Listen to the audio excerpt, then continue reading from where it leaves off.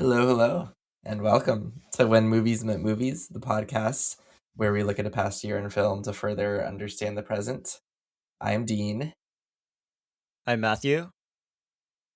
And I'm Jack. and today we have a very exciting, special, sweet treat for y'all. We are propelling ourselves out of the past and into the present because our present is the 2026 Oscars, which take place on Sunday, March 15th, about a week from when we are recording this episode.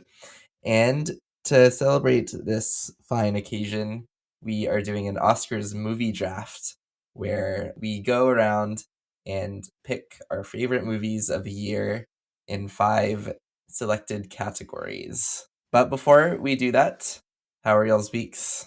My week has been good after the tragedy that was Scream 7 last week. I decided to rewatch. I'm not going to rewatch all of them, but I am interested in revisiting some of the past Scream films. And I started with the original Scream. Not the best movie ever, but great cast, fun little movie. I like it, 7 out of 10. Not But bad. more importantly, I saw Dean's favorite, Srat. Okay, at Yes. Alamo Draft House, South Lamar, with a live Q&A from the director Oliver Lax, and the writer who I forgot his name. It was kind of hilarious. Oliver Lax was almost like Jacob Elordi near the beginning of Wuthering Heights. Like he was like a giant compared to this writer. It was Oh, wow. hysterical. Nice dude based on the Q&A. And this movie, we were going to do maybe a mini discussion, but I do not want to spoil it for Matthew. He deserves to see it in theaters when it Not comes until out. June. Not No. until June. What a shame. What a shame. It's incredible. Okay, I'd be a little bit behind your rating, but I still really like it. It's a great film. I'm very Hmm. picky, so I give it an 8 out of 10, which probably seems a little low compared to Dean's 10 out of 10, but it's still great. The first half had a little bit of some pacing issues to me, but that last hour or so shook me to my core. One moment was the closest time I have in recent memory watching a film that I thought I was almost having a heart attack. And Hmm. just with everything going on in the world and some personal stuff I'm not going to get into that might have to do with death, this Mm. movie really spoke to me of the importance of living our lives to the fullest and in the present. Mm. Just a quote that stuck out at the Q&A. Oliver Lax said, "Life knows better than us what we need." And I Mm. needed to see this film the night I did. Mm. Thanking the director, thanking the filmmakers, because they made art Mhm. in its full definition of cinema, even with some Mhm. minor flaws. So if you haven't seen it, go see it. It's called Surat, and it is well worth your time. Yes, I agree wholeheartedly. Could not have said it better myself. Anyways, I've been watching a lot of things. Oh, this weekend was good. First, there is the Good Ranchers 250 with IndyCar, an amazing race at Arizona. Christian Rasmussen went from like way far back to almost winning the race until his car broke down. It was very sad. Oh no. Yeah. Oh, And then Alex Palou, the guy who wins everything, made a stupid mistake and crashed out of the race. That's so funny. Oh. What a shame. And then there's the first race of the F1 2026 season. Wow. Gotta say that was a pretty awesome weekend. Because, first of all, the F2 race, oh, that was very spicy with Alex Dunn, the Irish driver, crashing into his own teammate while he was in P2. Oh, and that allowed Wow. Colton Herta, our American home hero, to get P7. Wow. So points on his debut. That's nice. But then Nice. the main F1 race, oh my god, Max Verstappen crashing out in qualifying through no fault of his own. His car just shut off and he crashed and started on the grid P20. Oof. Honestly, Jack, if there was a race to watch as your first race, this should have been it. I know, and I missed it. Yeah. I But feel bad. then I had too much stuff. I had too much work. I'm sorry. And then right before the race, Oscar Piastri, the hometown hero of Melbourne, crashed into the wall. And this is the second year in a row where he had an unfortunate home race. This time he couldn't even participate at all. Oh Oh my no. god. Yeah, very sad. Ugh. Yeah, opening laps were pretty good with George Russell and Charles Leclerc fighting it out. Unfortunately, once there was a safety car deployed, Ferrari didn't go into the pits, and it resulted in a annoyingly standard Mercedes win that might be common for this 2026 season because of their engine. It's the superior engine. Yep. And What a they shame. hid the software away from their customer team, so McLaren, Williams, and Alpine can't take advantage of it. Oh yeah. Shout out to my boy Fernando Alonso, almost getting into Q2 in a shitbox, then getting into P10 for just a brief moment before his car shut off. And yeah, except for Aston, they were planning to retire anyway, so Hmm. it's still a brief moment of hope for Aston that was taken away from me. The lesson is to not have hope. Yeah, L-Pain since 2007. Anyway, Dean, how has your week been? It was all right. It honestly kind of went by in a blur, a very chaotic and exhausting blur, because I was at a writing conference in Baltimore, EWP, the annual big writing conference, where a bunch of people descend on an American city. It was so sad on Thursday because the keynote address to the convention was delivered by none other than John Waters. Oh, Dun dun dun. But I missed it. It was horrifying. There was a conflicting University of Houston event, and so Ooh. yeah. Mr. Eddington #1 film of the year. Maybe it's You good that I missed intentionally it, missed it. You honestly. can't tell me otherwise. Out of You were like, spite. I'm done with this man. He's betrayed my soul. Yeah. I actually have not seen any of his movies. Maybe like What? intentionally boycotting him. Bro, what? I have seen his Criterion Closet video, but I remember nothing about it. Pink Flamingos, most disgusted I've ever been out of a film, and that's compliments to him. Oh Obviously he's the boy. mastermind behind Hairspray. Yes, Baltimore native, so they chose the perfect person. That was my weekend. Unfortunately, I did not watch any films, but I did watch the pilot episode of HBO's Barry with Bill Hader, Hmm. which was very Oh. good. Not exactly in the purview of this podcast, but still very cinematic, set in Los Angeles in a world of struggling actors. Here we are. I would recommend. I haven't watched it, but I need to because the main actress on the show had a big role in Industry season 3. Oh, Sarah Goldberg. Yes.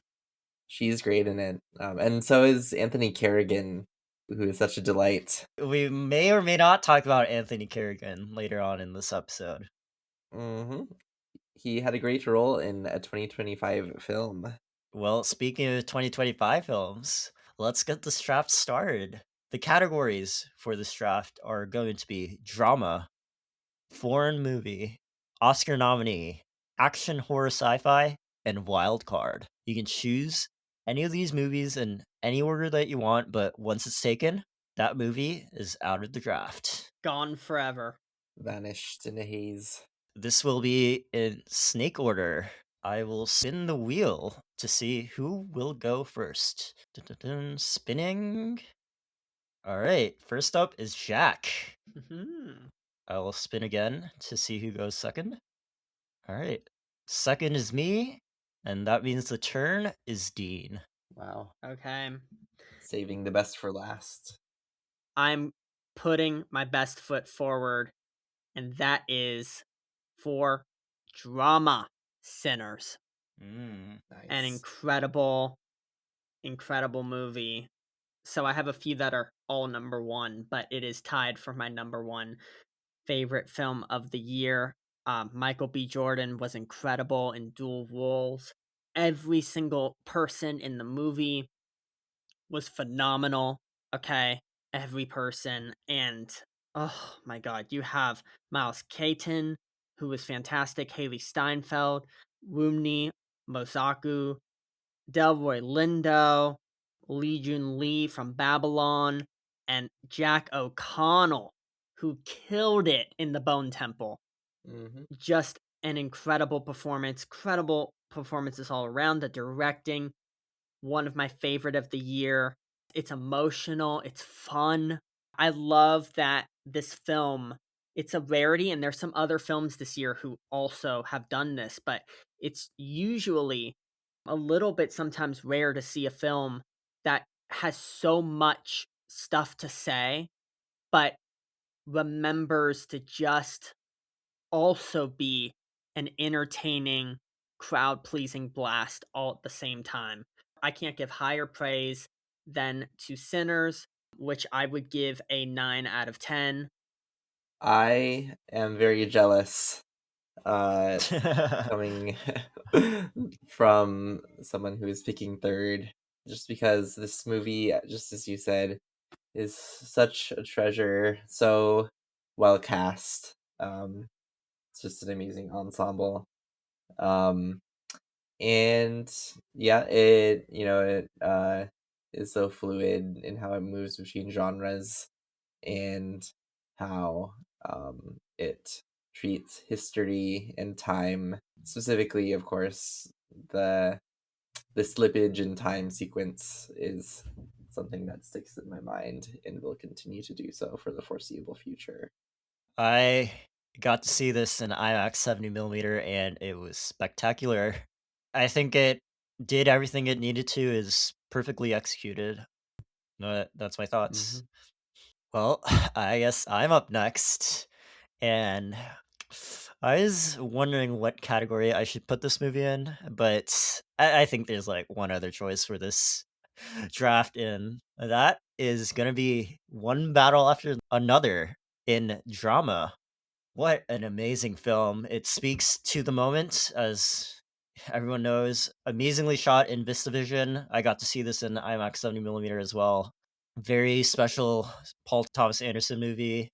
All of the cast are great, especially Sean Penn, who embodies everything wrong with fascism and the current state of political power. And yeah, Chase Infinity was a great find by him as well. Tiana Taylor's pretty good too. Obviously Leo has Bob Furrison. Oh, what an amazing performance. I feel like he's kind of underrated in this race because all the attention's going toward Timmy and Michael B. Jordan. But I also read the book for this. A very different book, I must say. But yeah, just to like add on to what I said about like good adaptation versus not so good adaptation, I think the thing that makes this Cough, cough. a great, yeah, cough cough. Yeah, thing that makes this a great adaptation is that just it loosely, like, there's only like 5 characters that you can say are like directly from the book, and even then, like, besides Bob, they're all like quite different from how they're portrayed in the book. Yet it captures that whole banality of fascism that Vineland encompasses in such a way that makes it true to what we're going through right now in 2026. And this is why it's my pick for drama, and it's also my favorite movie of the year. Wow. I have some thoughts to add because I picked Sinners, but this is tied directly. They are of the same rating, of the same caliber as my favorite film of the year, also. So you could say it's my favorite film of the year, even though I have like 4 or 5 of them, because this year was great. Doesn't always happen, but it did this year. And man, one battle after another, just like Sinners with the cast, amazing. Again, a refreshing tone, silly, but also with such importance to it. Benicio del Toro. Oh my god. Regina Hall. Hmm. Check it out. Yeah. 9 Perfect Strangers on Hulu with Regina Mhm, Hall.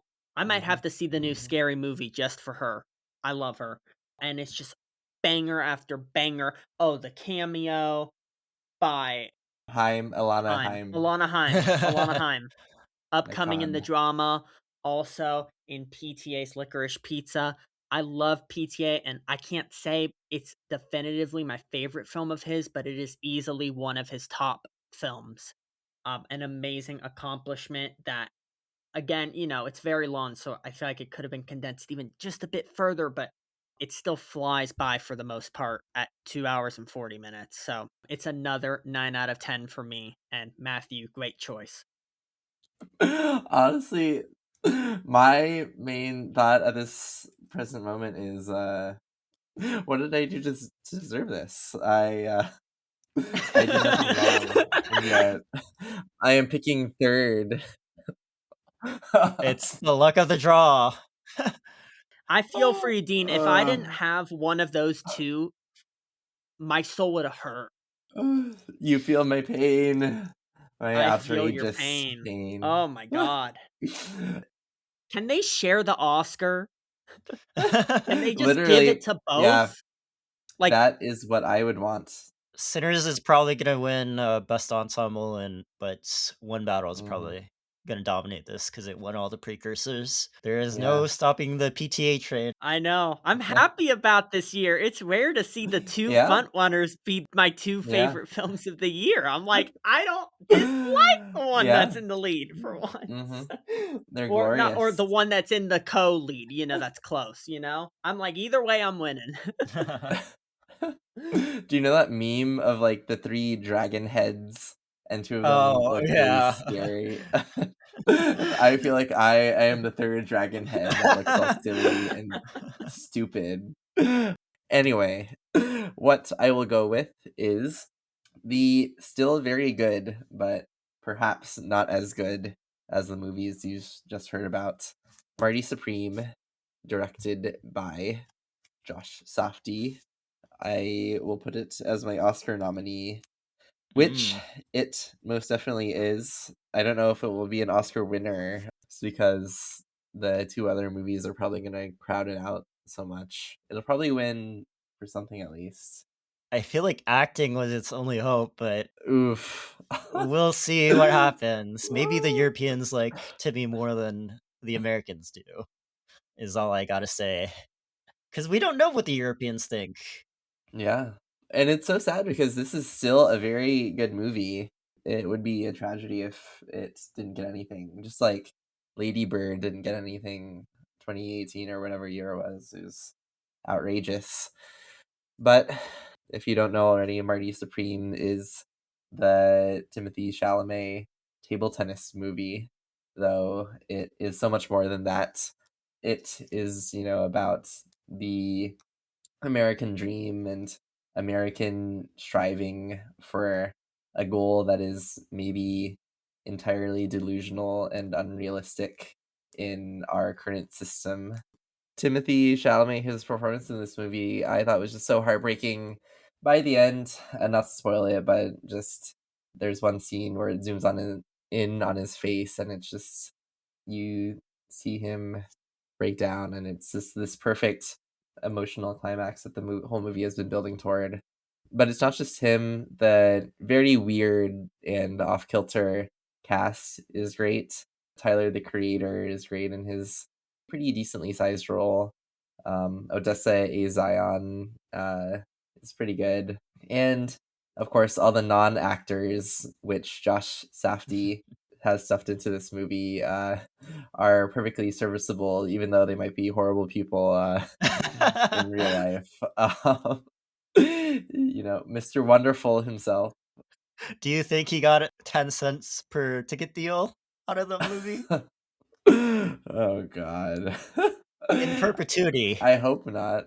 No royalties for Mr. Wonderful. I only have one word left to say, and that word is Schwepp.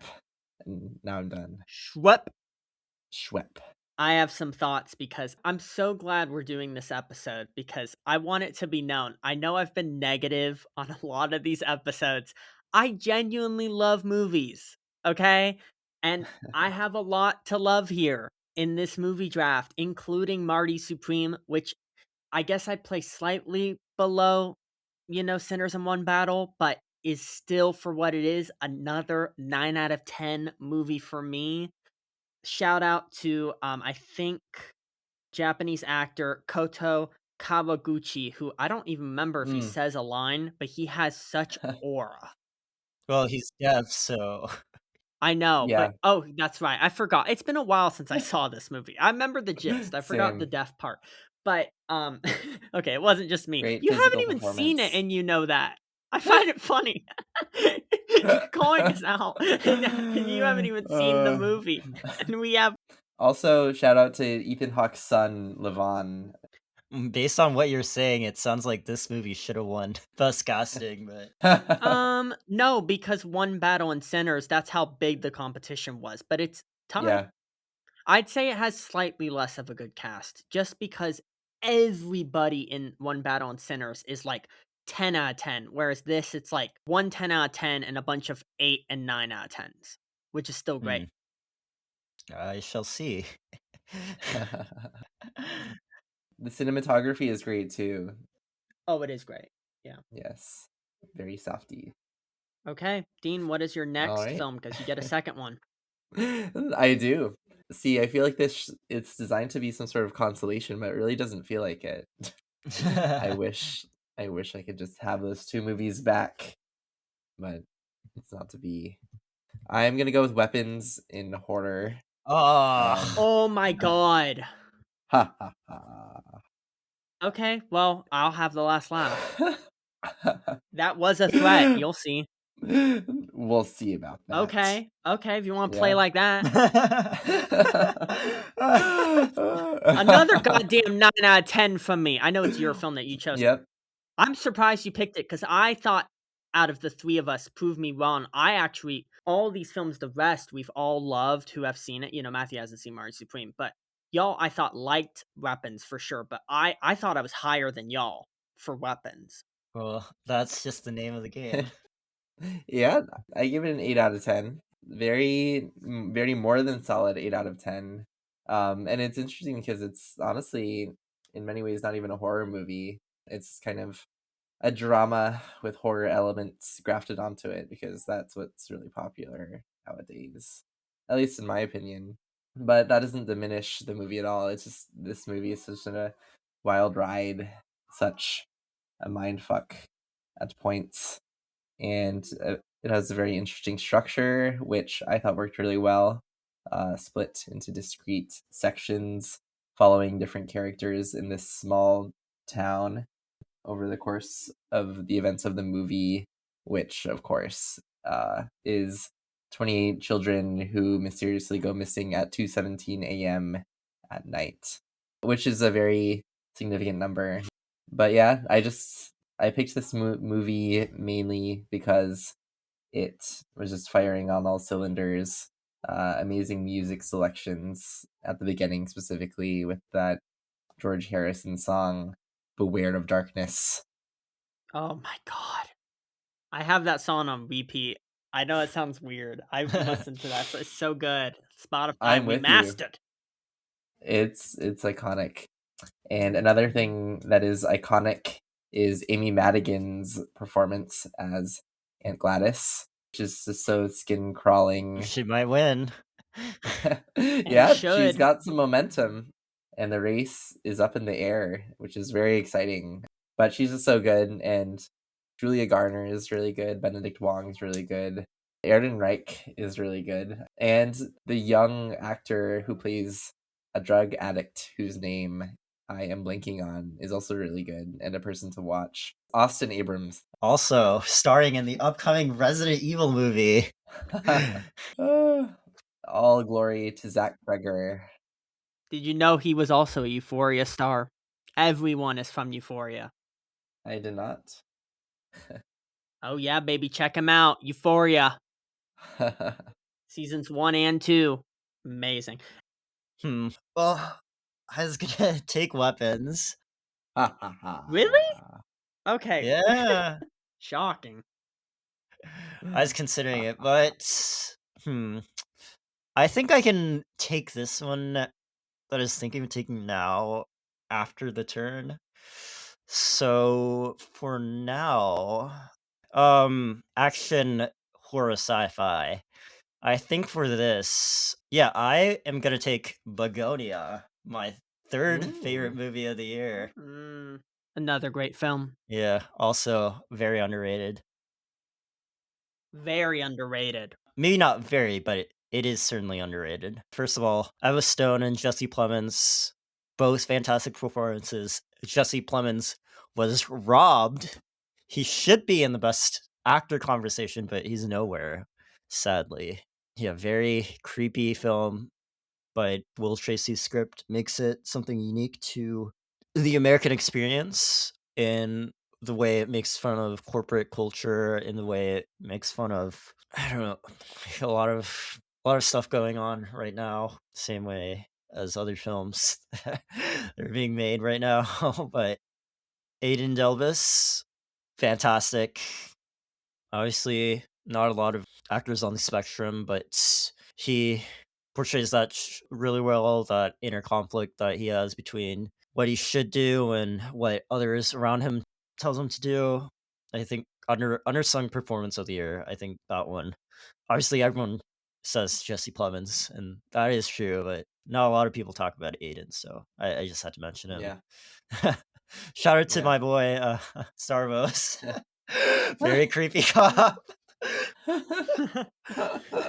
He killed it. Stabby, Honestly. yeah. Stabby. Yeah, but also shot in VistaVision as well. I didn't know that. Yeah, it Damn. was. I got to see it in 35 We millimeter. love the comeback, baby. Euphoria season 3. Oh, Get God. ready. Yeah, too. It's too funny. I have to shamelessly plug it in. It won't be shameless when it turns out being great. Hopefully I like it. What if I hate it? Anyway, We'll see. Yeah, Oh my god. overall, great film. just here's all I have to say. Emma Stone, Jesse Plemons, Yorgos Lanthimos, all at the top of their game. What is there more to say? 8.5 out of 10 for me. Great film. Amazing Mhm. film. Honestly, I was prepared to hate on it until the final twist, which kind of shockingly saved the whole thing for me in a way that I did not expect. I just until the very end, I thought it was a very cold and almost too misanthropic or unhuman experience, or it didn't have enough humanity. But then the ending really saved it. So yeah, and a great song at the end. Where have all the flowers gone? When will we ever learn? Etc. Yeah. Okay. Just to confirm before I go to mine, I get 2, right? Because it's snakes. Yes. Yes. So, my first thing, I'm going to go for Oscar nominated film. I gotta go. Hamnet. Okay. Wow. This film is incredible. You know, I oh my god. I just Jesse Buckley, incredible. Paul Mescal, not as incredible, but still great and doing what he does best. Emily Watson, amazing. Joe Alwyn, Jacob B. Jube. It rocked me to my core. And yeah, Darren Aronofsky this year disappointed me. You know, he made one of my favorite films of all time, which people hate, but I don't care. The Whale. Okay. And he came out with Caught Stealing this year, and it massively disappointed me. It was not doing what I think he does best. And Hamnet almost felt like the experience I needed this year that I did not get with Caught Stealing, directed by Chloe Zhao. And it's a 9 out of 10 for me. Watch it. Just check it out. I still haven't seen it, so thank you for reminding me. Well, I saw this with Jack actually, and yeah, it's a great movie about loss, is what I'll have to say. Final scene was fantastic. And yeah, I hope Jessie Buckley's comments about cats don't hurt her chance of winning this Oscar. I'm not familiar. Please enlighten me. She was boasting about the fact that she unhoused her husband's cats. Good for her, honestly. I What? don't really like cats. Queen, speak your truth. Okay, dude. Oh man. Okay. My wild card that I had no expectations for. Dean, you're gonna be mad at me. Oh boy. Presents. Oh. Presents. Oh. Oh. This film is fantastic for what it is. Very smaller scope film, so I guess it doesn't provide everything like some of these other films, that do so much, but what it does with grace, and it's so great. Chris Sullivan and Lucy Liu are fantastic, and I also really liked the daughter, Kalina Liane. Eddie Mm-hmm. Madej, is the one performance I'm not quite sure about, but the rest, all about the directing, all about the script, moving film, and I'm probably not gonna put it on my list now, but I also want to just say Black Bag with Marisa Bella. Two incredible films, and the fact that he released them within 2 months of each other, oh my god. So, Yeah. yeah, Presents, Amazing pick. 8 out of 10. I am jealous a little bit. I was concerned you were gonna pick a different movie, so I did breathe a little sigh of relief. But still, Presents is an amazing film. Matthew, go see Presents if you haven't already. It's extraordinary. Sometime, when I have the time, Wow. especially not editing this podcast. Well, anyways, yeah, my third pick is something that I was considering saving for later, and that time has come, and that time is now for the Oscar nominee. That is Train Dreams. Nice. Oh, Nice.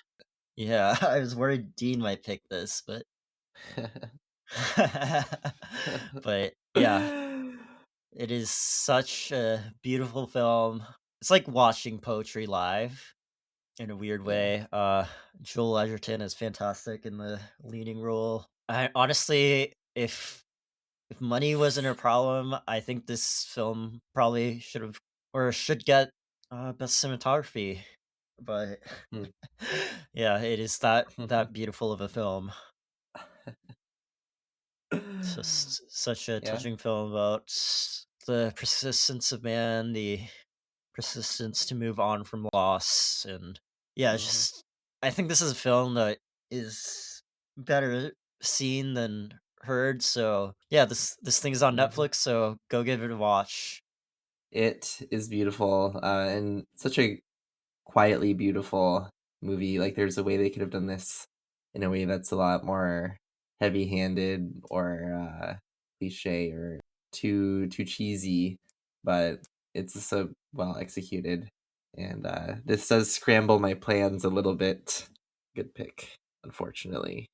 I gotta add, it's by the duo behind Sing Sing, so I have oh, not seen it, unfortunately, so go give it a watch. It's on Netflix. Yeah. Honestly, we're picking a lot of movies that not all three of us have seen. So, here we are. I am kind of at a crossroads, but I think I have to pull the trigger before it gets taken off the board. So, in foreign film, I'm going with Sirat, which, of course, we've already talked about at length during this episode, but maybe it's just recency bias, but it is just such an amazing movie. I should say it's a little problematic because of the movie's, I guess you could say it's kind of a little geographically confusing in a way that makes it seem like Morocco is the rightful owner of the Western Sahara, which is not good. That doesn't take away from the movie. So yeah. yeah. I already talked about it at the beginning of this episode, so I don't think I need to say anything more. 9 out or 8 out of 10 for me. Honestly, I kind of want to pick another foreign film Go ahead. as my wild card, and I guess I will go ahead and do it. It is. It was just an accident. Actually, I'll do it for my drama. It's an amazing Iranian film directed by the great Jafar Panahi. Um, and basically, the plot is there is an unexpected encounter after a man runs over some sort of creature, like a dog or something, not like an alien. And then this simple accident spirals out into something very unforgettable and violent, which it would be very mean to spoil. But yeah, amazing cast, very well acted, and also it has a kind of a weird comic logic where it's like a road trip where just more people get added to this massive van of characters over the course of the movie, and there's something interesting about that. So yeah. Well, neither of us have seen it, so Yeah, I bet if I did, I would probably put that, but I haven't seen it, so I can't put something I haven't yeah. checked out. You gotta see it. You gotta see it. I was about to make a cheap sentimental value joke, Okay, but I told dude. myself I'd stop doing that. So Okay. Well, speaking of films, yeah, speaking of films that I will choose, I will be choosing for my wild card, surprisingly. No, actually, no, I'll just go for it. I don't think neither of you are gonna take my wild card, so I'll just go for my foreign pick. My second favorite movie of the year. Sentimental value of the movie that has been hated on by these two guys for a very long time, but I absolutely adore this movie. Joachim Trier, he also directed The Fantastic, but in a very different way that you guys should check out. Worst Person in the World, also starring Renee. But fantastic performances by everyone involved. Stellan Skarsgård, obviously, unfortunately, he's not going to get that Oscar because Sean. Well, I did like Sean Penn's performance, so better, but hmm but yeah, unfortunate for Stellan that he had to compete with Sean Penn in the same year. But fantastic performance by him. Fantastic performances by all three of the actresses that I won't dare say to not mess up their names. But yeah, Inga, in my opinion, should be leading the best supporting actress race, but unfortunately, foreign actors aren't treated in the same way. But Ella Fanning was also great, and it just portrays this like generational trauma in a very filmic way that I really liked a lot, and it just has this. It also has like this funny edge to it that I also liked a lot too. So I would say go give it a watch, especially since it's nominated for so many things. I will just say the performances are fantastic, but the movie was lacking for me, and genuinely, I was disappointed. I wanted to like it. I went all the way downtown to see it and felt cheap and hollow, besides the performances, which felt lived in. The movie around it felt Oscar baity. hmm It kind of Okay. pissed me off. It did. I Agreed. I felt nothing, and it had Preach. so many ideas that are things that should have really resonated with me, and the fact that it didn't, even with how great the performers are, no hate to any of the cast. hmm Yeah, I might eventually watch The Worst Person in the World, but it made me not want to. It's a very different film, I have to say. Although I really liked the act Yeah. her and Stellan Skarsgård and everyone in it, but they were trying to keep me into the film. It's just the film had no direction outside Okay. of it. But yeah, 6 out of 10 for me, not terrible. It's just not for me. Yeah. I. As someone who has gone through depression, I felt like this really captured that feeling that yeah, I went through in a very realistic and touching way that just spoke to me a lot. Okay. I'm gonna go with action. I have bitten my words because when this film initially was announced and advertised, I was quite negative, to be honest, and it has turned into in my top 10 films of the year. So, never judge a book by its cover, and that is the action film Superman, Mm. Mm, nice. which, small flaws aside, was a wonderful film, full of heart, full of action. He's a kinder Superman for sure, but there were still some brutal moments. I do not think they neutered him at all. David Cornsweet, absolutely perfect. Rachel Brosnahan, absolutely perfect. Nicholas Hoult, Eddie Gathegi as Mr. Terrific, Nathan Fillion, Isabel Merced, the engineer actress Maria Gabriella, Jimmy Olsen, Skylar Gisondo, who was in Righteous Gemstones. I mean, the list goes on, and you know, Anthony Carrigan. Yeah, Anthony Carrigan. yeah, the first, yeah, it's an 8.5 out of 10 for me. Wonderful movie. I have huge doubts about James Gunn's DCU going forward, but we had a banger.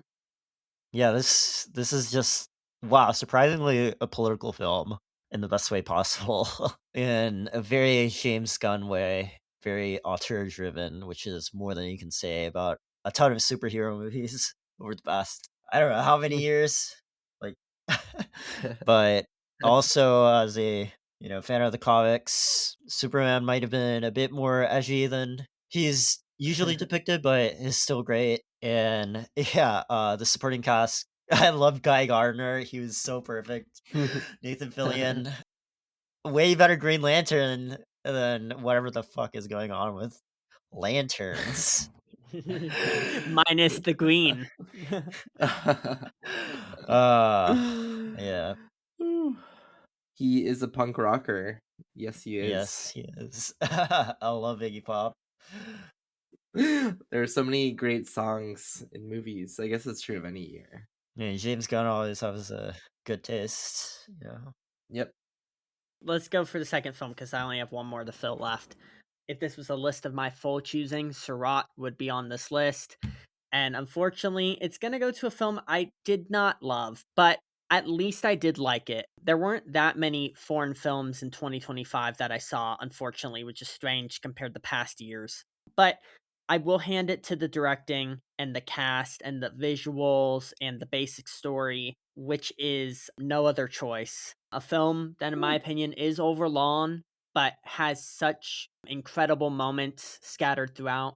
I'm sounding more negative than I am because it's not anywhere near the level of the other films I've chosen, but it is still a really good film, and I give it a 7.5 out of 10. Yeah, I loved No Other Choice. Just it's directed with, such distinct flair by the master Park Chan-wook. And honestly, I am kind of looking longingly at Jack's list at this point in time. Except for Hamnet, which I haven't seen. Yeah, I think it would be on your list if you saw it. Hopefully within the next week. We'll see. With No Other Choice, is it an overlong, lesser version of Parasite? Kind of, but is it still good being that? Yeah? So Mm-hmm. give it a shot. But really, Mm-hmm. check out Decision to Leave. Check out Old Boy from Park Chan Wook because he's directed some incredible films that I think this is a step below. And also check out Parasite, one of my favorite films of all time. So, Nice. It just came out in Japan, but my reading ability is not so great. So no. I'll, find another way to watch the film. Yeah, anyways, on to my wild card pick. Oh, decisions. There's a lot of films I liked that don't fit in these categories, and a lot of films that might be controversial to both of you. Oh But boy. I think I am going with Eddington as my wild card. Oh, God damn it. Uh, Fuck. I didn't want this episode to be tainted by Eddington. Oh my god, I liked it too. I'm sorry. you know, Nashville was to when it came out as Eddington is to the 2020s. And I think it just captures all that moral panic, that moral hatred that we experienced a lot in 2020 in such a unique way that obviously some people couldn't find themselves laughing at. But I thought it just captured that moment so well that, like, I found it to be a hilariously depressing film because of what we went through in 2020 and how that experience shaped us and how that experience changed us for the worse. And it's just like a mirror looking back onto who we were as people back then and who we are right now and how we found ourselves in the situation that we're going through right now. And yeah, I must say a lot of great performances. Joaquin Phoenix, you know, screw him for ditching the Todd Haynes film. Distinctly going forward, but you know, with a lesser actor. Even though Pedra's still fantastic, and he is also fantastic in this film as the slightly not so liberal mayor, and Emma Stone for her brief appearance. Again, fantastic actress. She deserves those 2 Oscars and probably more. Obviously, she's not gonna win it this year, but still a worthy performance for what she did in Begonia.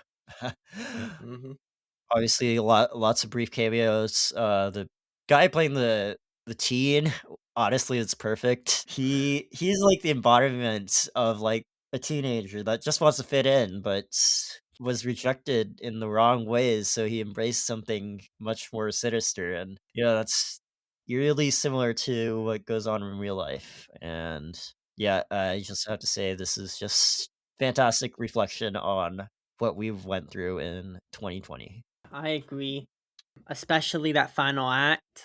Hilarious, intense. I really liked it. And I hated Beau is Afraid, so I was being open minded and I enjoyed it. I have to say. I've seen better films this year, but I haven't seen a film that I've liked so much that people have hated on. And I don't understand. I remember after I watched this movie, we got in a really long, heated Discord argument. Well, specifically you and Jack. I stayed out of it. Exactly. For once. The rare Yeah, it's exception. true. But in retrospect, it's kind of funny how on Discord we kind of reenacted what Eddington tried to show in its movie. And then all you these know, all the- articles kept coming out as if it was fate about the stuff happening in the movie in real life with the AI and the water. So That's true. You know, that is true. I have to hand it to you completely. I was completely in the wrong there.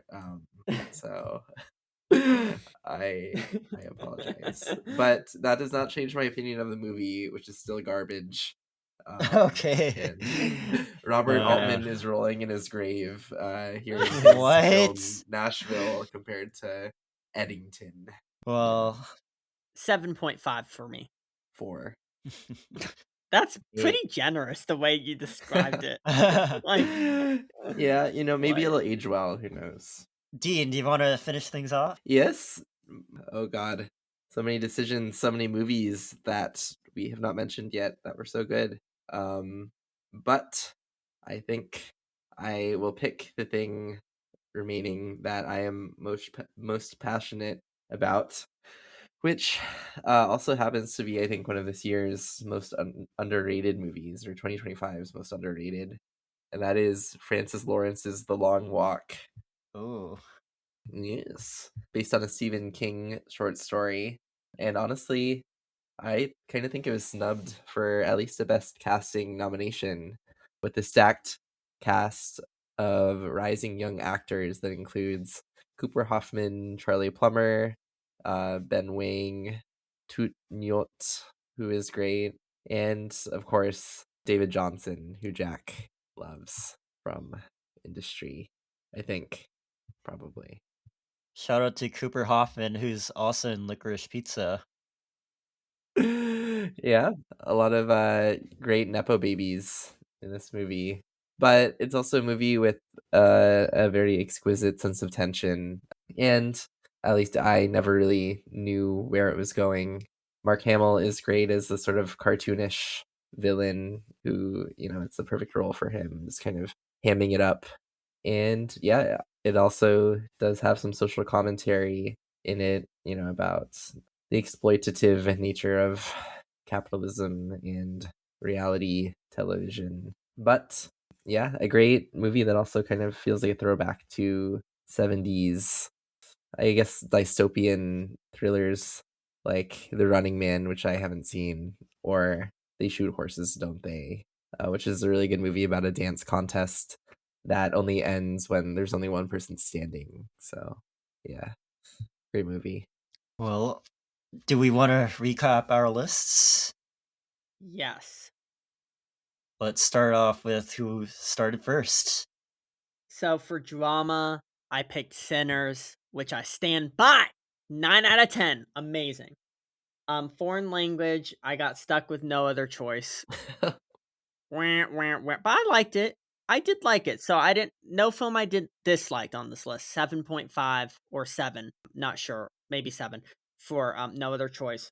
Oscar nom, Hamnet. Oh my god. Action, Superman, and Wild Card Presence. Which, yeah.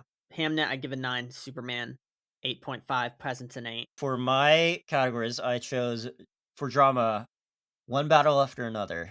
Fantastic film. Foreign, Sentimental Value. Oscar nominee, Train Dreams. Action horror sci-fi, Begonia. And Wildcard, Eddington. Going on to my list, I had Marty Supreme for my Oscar pick. I had Weapons for action horror sci-fi. I had Sirat for drama. I had It Was Just an Accident for my foreign film. And I had The Long Walk for my wild card. So yeah, solid list. I still kind of wish I could switch with Jack. Do we have any movies that we haven't mentioned or any dishonorable mentions? Oh Of course boy. I do, I mean, at least. Same. Here we go. I guess I first want to say, 2 quick things. My worst film, or 3 worst film, overhated, underrated. These weren't in the drafts because they're a little bit subjective, but my worst film, the film that pissed me off the most, y'all can guess. It's actually not Mickey 17.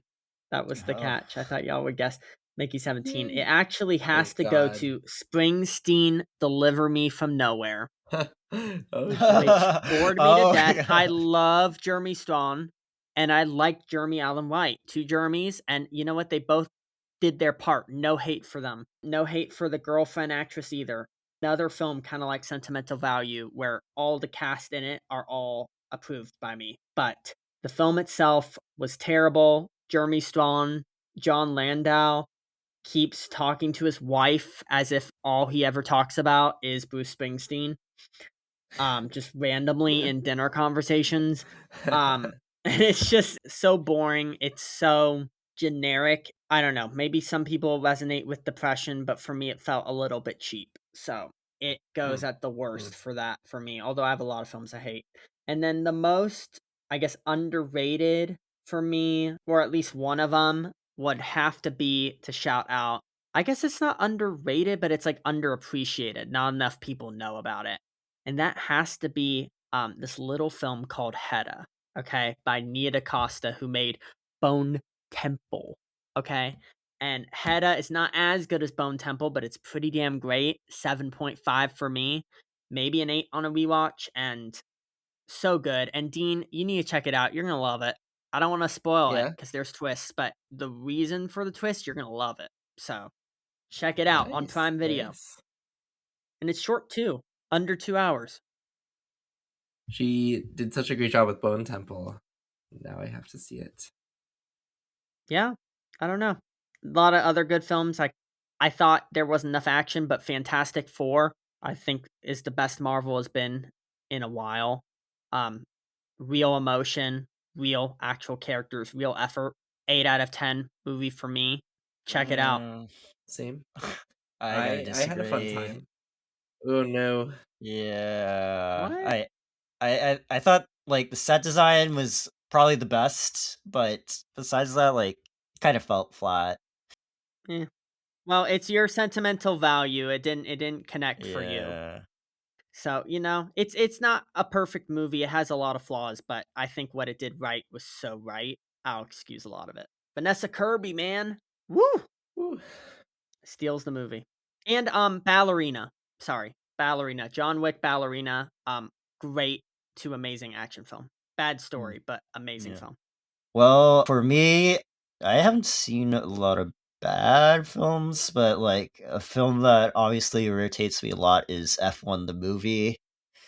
Oh my god. Like I said, it's a cheating simulator. It Yeah, sure, like F1 teams cheat a lot, but like not like that, you know. And it just it's you get more drama from a single race weekend than anything you see in the F1 movie. So that is my comments on that movie, but I think an underrated movie was Friendship. Wow, I Oh. cringed so Hmm. much in that movie, but I think that's exactly what the movie wanted you to do. Yeah. Or shout out to Yeah. Tim Robinson. He is so Nice. funny, but also so cringy that it makes you want Mhm. to rip your eyes out. But like, that is the point. And obviously, Sure Company is also good too. But Yes. Great film.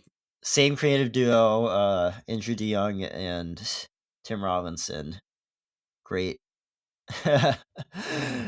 great movie. If you haven't seen it, Yeah, I forgot it was 2025 or else I would have picked it. This is very, very regrettable. Great film. A beautiful high on hallucinogenic drugs scene.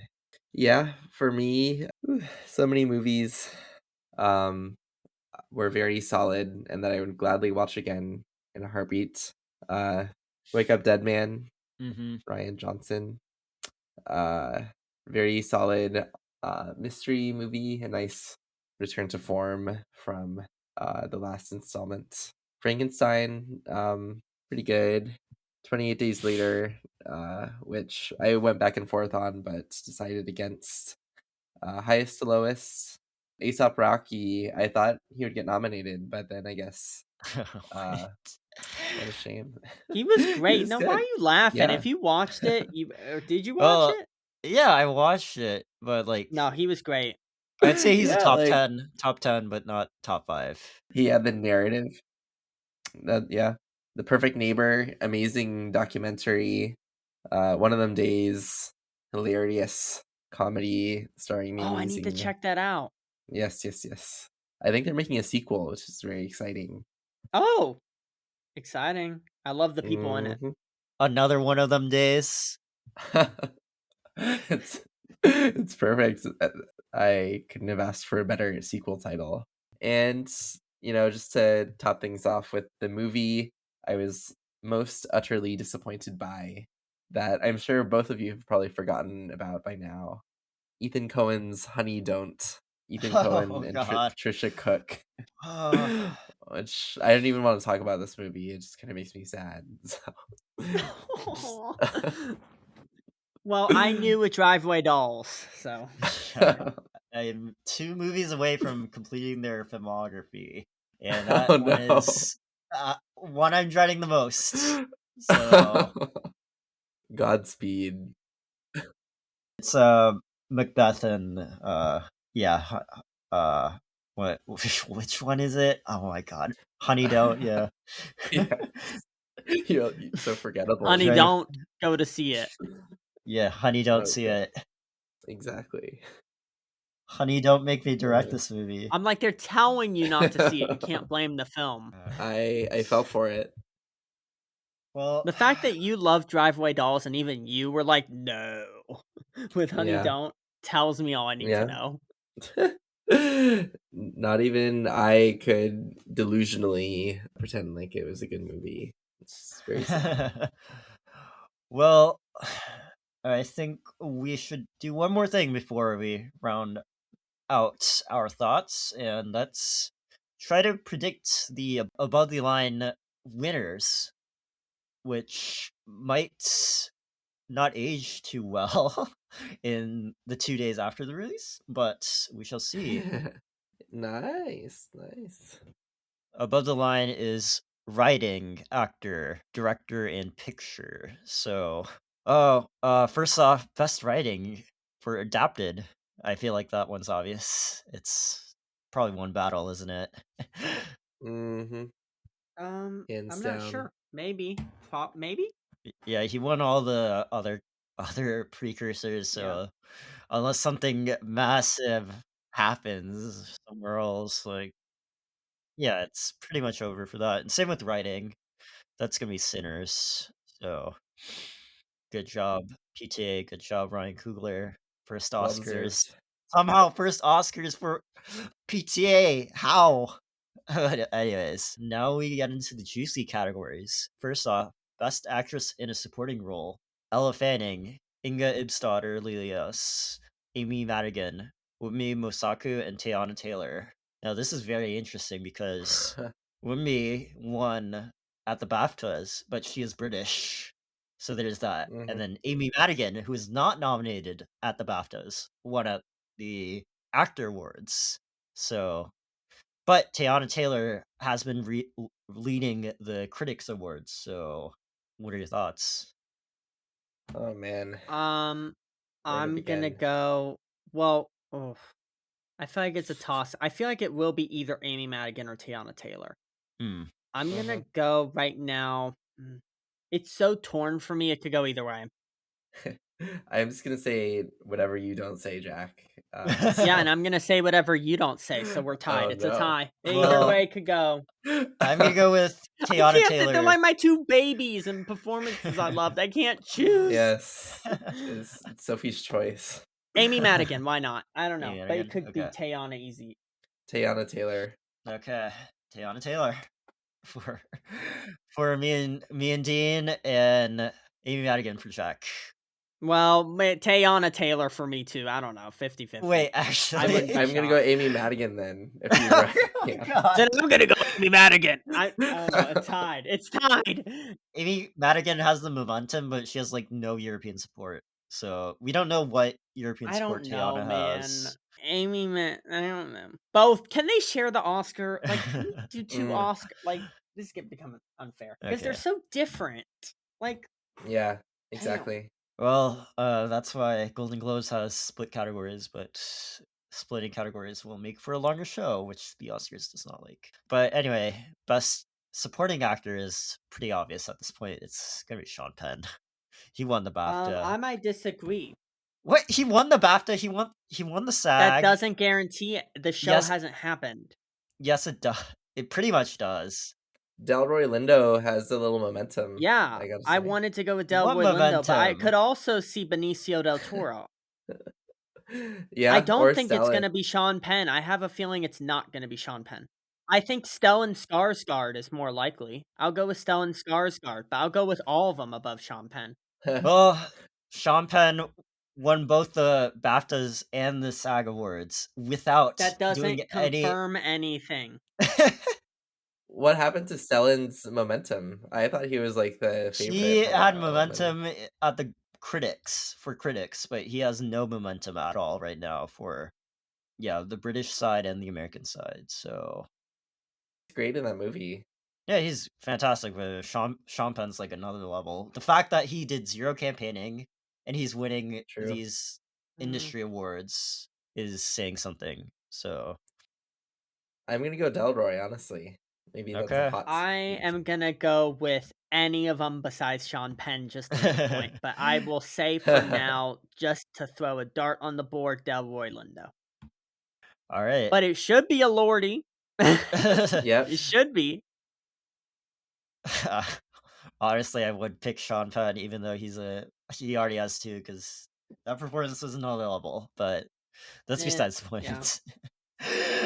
Anyway, Best Actress. This is also a lock for Jessie Buckley, despite her cat comments. But that cat comment came out like a couple days before voting closed, so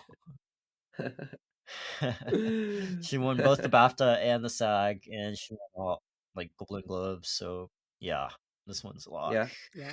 I no mean, I still contest. think nothing is ever a lock, but I don't think that's even a thing that can be. But I will agree that Jessie Buckley was incredible and she will deserve it and probably will win. But it could be Emma Stone If you follow precursors, you or Rose Byrne. like there are patterns. Just saying. Kate Hudson. Anyway, next category is very hard. Yeah. Oh god. Oh, that British curveball, I must say, was not unexpected, but we don't know what the Europeans think about this race. Mhm. Timothée Chalamet is a lot of people's favorites, but Michael B. Jordan did win the actor award, so what are your Mhm. guys' thoughts? This one's hard. Oh Michael B. no. Jordan or Leonardo DiCaprio. I'm gonna go with Michael B. Jordan though. I think Timothy's out. I think he fucked up with the dance ballet comments. And I don't think they were terrible comments, but they were taken out of context. And What did he say? he said that they're like outdated forms of like he was basically just saying he doesn't want what he was trying to say, I think, is that he doesn't want film to become this thing for the elite where it costs tons of money to get just a ticket, because I ballet you see, can't I just see. walk in normally. But how it came across to a lot of people was that he was saying they're not valid forms of art, you I know. see. Even though he immediately apologized, even within him saying it, but Yeah. people go crazy. So I feel like it could affect his. Not just about the cost, but the fact that like it's a industry that's fed by the rich and not really for business is I think what he's trying to say. Yeah, they get tax breaks for donating to these organizations. Yeah. Anyways, Anyway, that's besides the point. my heart is with yeah, oh my god. I'm still agonizing. Um, I'm gonna go Timothy, maybe against my better judgment. Schwepp. I'm gonna go with Ethan Hawke. Just kidding, Ha! Timothy Chalamet. I don't know. This one's hard, but I think the Europeans like Timmy more than the Americans do right now, so that's my pick. Yeah. Uh, I'd be but happy to see it. I just yeah, don't think it will happen. We'll see. yeah, you have a point on this one, I must say. But um, best directing, I think this one's also pretty much a lock too. PTA won BAFTA, he won DGA, he won Golden Globe, so my pick's PTA. Same. Um, PTA, but I could see Ryan Coogler Mm. That would be overtaking it. crazy. That would be an amazing sweep. Or Chloe Zhao. I could see that being a Yeah, very unseen. I think But I Zhao is think out of the PTA. competition at this point. Like PTA is like pretty much guaranteed at this point. Yep. Yeah. Finally, after almost winning in 2007, too bad the Uh, cones were in the way. Even though I do like No Country more, but you know. yeah. And then Best Picture, yeah, PTA won BAFTA. You He know, won PGA, so my pick is PTA. the race has been tightening, I think, Has between it? One Battle and Sinners.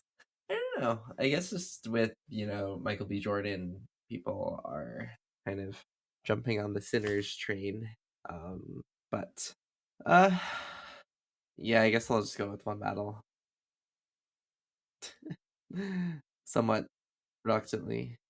Um, for best picture, Yeah. I could see one battle. I'm gonna go with Sinners. Okay. Nice, nice. Well, Both deserve it. Share the Oscar, god damn it. yeah, Yeah. only one can win. Well, not for me. No, they didn't. But none of them won me. They both did. Could have won my heart. All right. Aw. Do you want to conclude the podcast, Jack? Thanks for listening. Please comment, like, and share. Want to reach us? Connect on social at moviesmetpod or reach out to us at whenmoviesmetmovies@gmail.com. Follow us on Spotify, YouTube, wherever you listen to your podcasts. See you guys next time in a few weeks when we will talk about 21 Jump Street and the new, my 5th most anticipated film of the year, Project Hail Mary. Take care. See y'all later.